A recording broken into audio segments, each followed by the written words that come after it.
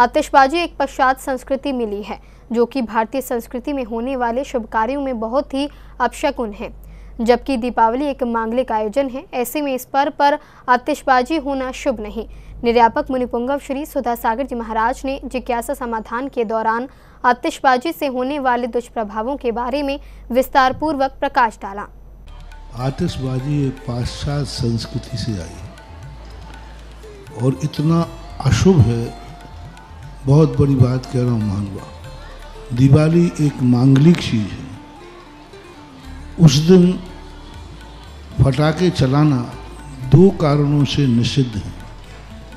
पहला कारण मैंने खुद अपनी आंखों से देखा है कि जब तुम फटाका चलाते हो पूरी रात भर चलते हैं, पशु पक्षियों की पूरी रात भर उनकी बहुत वो समझते हैं बंदूकें चल रही, रात में उनको दिखता नहीं तो भाग सकते नहीं। और कितने पशु पक्षियों का गर्भपात होता है। मैं टोंक के अंदर था, सामने एक बगीचा था, मैं प्रतिदिन शुद्धि को जाता था। जिस दिन रात में दिवाली थी, दूसरे दिन गया तो पेड़ के नीचे अंडे अंडे फूटे पड़े थे, सैकड़ों अंडे फूटे पड़े थे। मैंने कि इस रात में अंडे यहाँ किसने फोड़े, किसने क्या किया।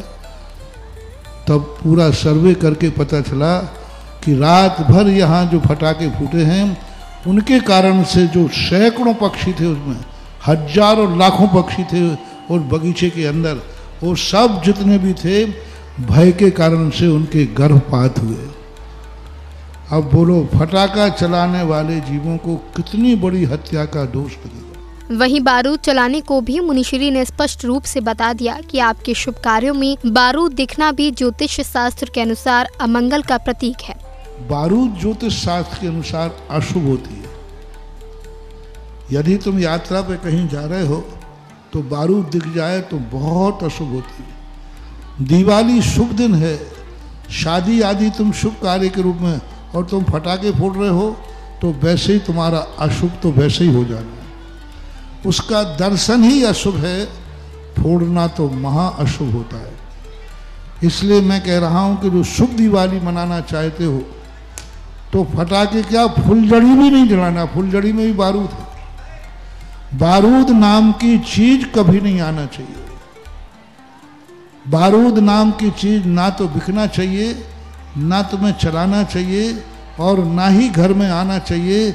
यदि तुम सही में दिवाली को लक्ष्मी पूजन मानते हो तो भी तुम चाहते हो कि साल भर में हमारे पास अच्छी समृद्धि हो, धन दौलत आए, तो आप कभी भूल करके कोई की फटाका का छोटा भी तमंचा भी, टिकिया भी नहीं, उसमें भी बारूद है।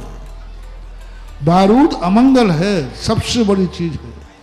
और जो अमंगल तुम शुभ दिन के दिन अमंगल कर रहे हो और फिर तुम मंगल की कामना कर रहे हो, संभव नहीं। दीपावली पर रोशनी करने की मना नहीं है, लेकिन शुभ कार्यों में आतिशबाजी की एक फुलझड़ी जलाकर अमंगल का कार्य करोगे तो कहां से मंगल होगा। इसलिए फटाके रोशनी की मनाही नहीं है।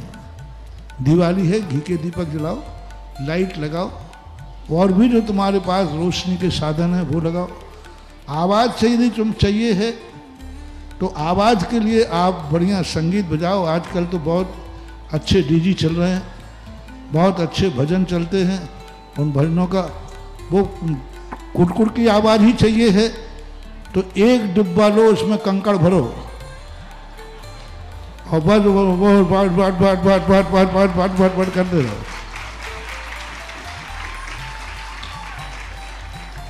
तो वो आवाज़ें आती रहेंगी। सब लोग बढ़िया एक डिब्बे में कंकड़ भरो और पूरे करो, रात भर पड़ होते रहेंगे। तुम्हारी आवाज़ से कान भी संतुष्ट हो जाएंगे और तुम्हारे अमंगल से भी बच जाएंगे। पहले के सुभाषगंज और आज के सुभाषगंज में काफी बदलाव देखा गया है। कभी यहाँ बच्चे बहुत आतिशबाजी करते थे, लेकिन अब ऐसा नहीं है। और धार्मिक कार्यक्रमों में मंदिर आदि के सामने निर्माण लाडू चल रहा है, तो इधर हालांकि पहले सब, उसके पहले 92 के पहले ये सुभाषगंज निर्माण लाडू के संबंध में समय पर पूरा सुभाषगंज फटकारों से भरता था। बड़े लोग लाडू चढ़ाते थे वो बच्चे, लेकिन उसके बाद बहुत कम हुआ है। और अब तो बिल्कुल ही बंद होना चाहिए, नियम लेकर बंद होना चाहिए कि निर्माण लाड़ू के समय हम एक भी फटाका नहीं चलाएंगे। दिवाली के दिन हमारे घर में दीप जलेंगे, उस दिन कोई फटाका नहीं फोड़ेगा। ये शुभ और शगुन के कारण कह रहा हूँ, पैसा नहीं बचा रहा हूँ तुम्हारा, पैसे के कारण नहीं बोल रहा हूँ। नहीं तुम कहो आज पैसा है तो करने दो, नहीं, मुझे पैसा बचे या लगे मुझे कोई मतलब नहीं, हमें तो तुम्हारा शगुन चाहिए कि अब शगुन नहीं। शादी विवाह में भी नहीं चलाना चाहिए, ये सब अपशगुन है। यानी दूल्हा दुल्हन की जिंदगी को आप अपशगुन कर रहे हैं, उनकी जिंदगी में एक प्रकार का दुख को निमंत्रण दे रहे हैं। साथ ही मुनिश्री ने कहा कि यदि सारा विश्व पटाखों का पूरा रुपया गरीबों में बांट दे तो गरीबी खत्म हो जाए। इस मौके पर पाठशाला के बच्चों द्वारा आतिशबाजी न करने का संकल्प लिया गया, जिसकी गुरुदेव ने खूब प्रशंसा की। यदि फटाके की पैसा गरीबों को दे दे तो सारी गरीबी दूर हो जाए। कितने लाख, कितने के अशोक नगर में ही है, एक साल के फटाकों का रिटेल देख लो कितने के बिकते हैं, और वो भी अशुभ हो रहा है।